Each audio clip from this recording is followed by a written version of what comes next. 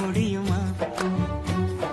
விழுந்து விட்டேன் காதல் வலையிலே, வராமலே போக முடியுமா? விரைந்து விட்டேன் காதல் வழியிலே.